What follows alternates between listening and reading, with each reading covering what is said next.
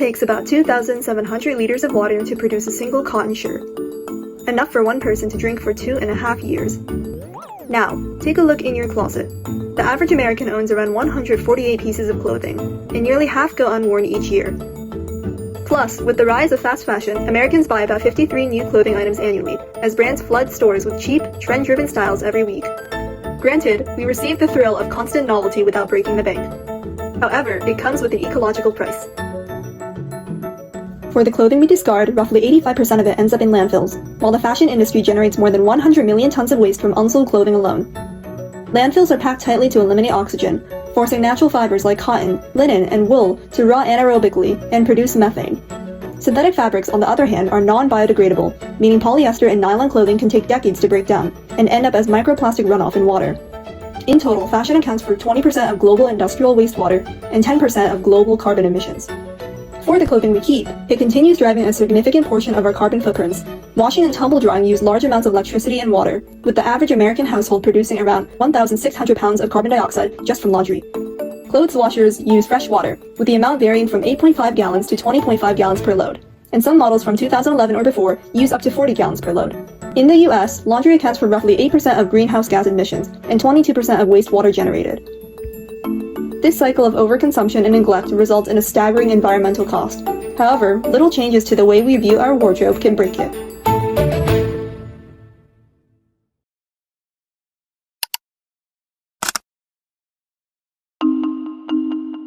Making your fashion habits more sustainable can become an easy change in your routine with a lasting positive impact.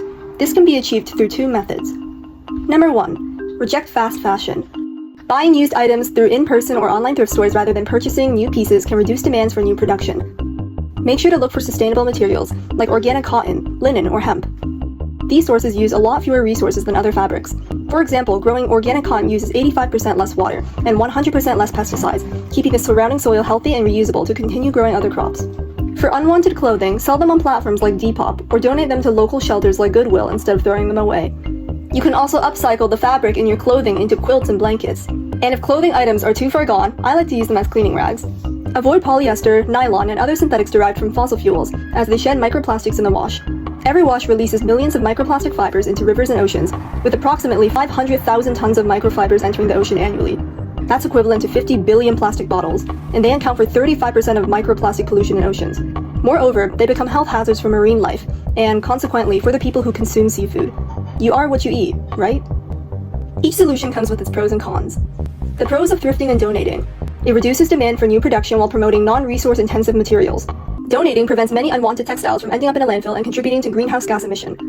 Keeps a majority of microplastics out of your closet, which is healthier for you and the earth. Becomes a cycle of swapping rather than buying and discarding. The cons of thrifting and donating. Thrifting can actually contribute to the overconsumption cycle rather than reduce it. Technically, it normalizes giving and receiving clothes often. In a way, it's very similar to the cycle of buying and discarding clothes. Many donations still go to landfills anyway, as the volume of donations vastly exceeds what can be resold. Roughly 84% ends up in the trash, although donating is still better. Throwing away clothes guarantees that 100% of unwanted items make up your ecological footprint. The rise of online thrifting on apps like Depop has created significant carbon emissions and packaging waste through shipping, especially regarding free return online policies. Number 2. Make the wash worthwhile. Wash your clothes only when necessary, as over-laundering your clothes wears out the fibers. Doing laundry every day will drastically shorten their lifespan, as washing and drying in high heat can cause fading and shrinking in your clothes. Use cold water to wash. They suggest 30 degrees Celsius or lower, as heating the water in a washing machine can use up to 90% of its energy. Shorter wash cycles will also save energy, especially if clothes are visibly dirty. If clothes do have stains, hand washing them in a sink or basin is best. Hand washing is the best wash cycle for the environment, as it is gentle on fabrics and uses significantly less water. Similarly, air drying is significantly better for the environment and your clothes' lifespan. Tumble dryers are responsible for 75% of your total laundry carbon footprint, as constant heating to evaporate water requires a lot of energy. Take advantage of sunny days to naturally dry clothes on a line or rack outside. Line drying clothes results in zero carbon emissions compared to tumble drying. In the end, practicing sustainable laundry habits will not only decrease your ecological footprint, but also decrease the money you spend on electricity and water bills. Pros. Can save 15 to 25 gallons of water per load depending on the washer. Line drying clothes saves up to 5 pounds of CO2 emissions per load not used. Gentler on fibers, resulting in fewer microplastics being released into the water. Cons. Time consuming to hand wash and line dry. Depending on living conditions, you may not have space to line dry in your backyard. Cold water can lead to long-term scum buildup inside the washing machine, or fail to remove body odor from synthetic fabrics. The question: to what extent do our laundry habits impact the environment? I will be executing an experiment over the course of 3 days to investigate the impact our clothing has on the environment. Specifically, I'm doing my laundry in a different way for each day of the experiment and comparing the different aspects of each method. These are the variables that I use in my experiment. Hypothesis. Hand washing and line drying loads of laundry instead of using laundry machinery will save significant amounts of water used and carbon dioxide emitted per load. And using gentler wash and dry methods on clothes will indirectly reduce our overall water usage and carbon footprint by prolonging our clothes' lives. Here's a very quick summary of my data. Values like gallons of water per load or carbon dioxide emissions per load are derived from the actual brand, and those numbers were used to calculate my annual consumption. Okay, as we can see, it's a beautiful day outside, lots of sun, and we have the drying rack set up right here, so that's super good. So today's a good day to do the hand washing. That's my cat.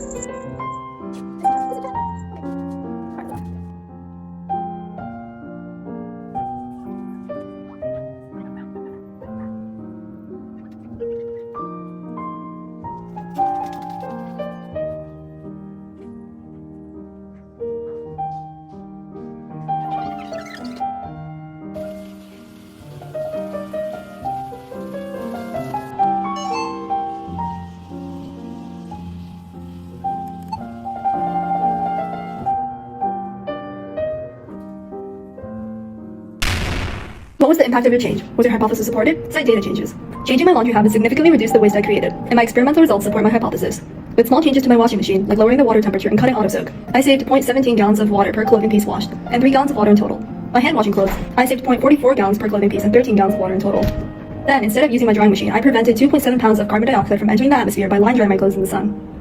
These changes may seem insignificant, but if I implement these changes outside of my experiment, I could reduce my annual laundry wastewater from 1,872 gallons to 996 gallons, and my annual laundry carbon emission from 512.3 pounds to 111.86 pounds.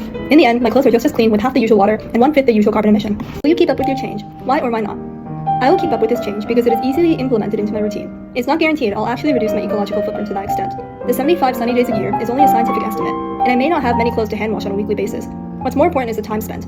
In an hour, I will hand wash 9 pieces of clothing, but my washing machine can wash triple the load. It will be more feasible for me to continue using cold water in my washing machine and line drying on sunny days. How can your actions be applied more broadly? Another benefit of changing your laundry habits is that clothes last longer, reducing the need to purchase new clothing and contribute to landfill waste. If it takes 2,700 liters of water to produce a single cotton shirt, then it's incredibly important to care for the ones we already own. Furthermore, cold water can reduce color fading in clothes. Hand washing stains on clothing instead of putting the entire piece through the laundry cleans the piece better while being gentler on the fabric. To scale laundry water savings across the US, households can utilize high-efficiency appliances and maximize load sizes, washing clothes once a week or less under normal circumstances. So many aspects of the fashion industry, producing, shipping, discarding, and washing, increase your ecological footprint, but the ways we view our clothing can mitigate our waste the same way it can exacerbate. What laws and regulations are or should be in place to improve this area of sustainability? Since 2020, the U.S. Department of Energy, or DOE, has made stricter regulations on the water and energy consumption of washers and dryers. For example, the Fighting Fibers Act of 2024 proposed such a solution, but it hasn't passed in Congress due to lack of support and attention. Finally, laws could put limitations on environmentally harmful chemicals and dyes used in detergents.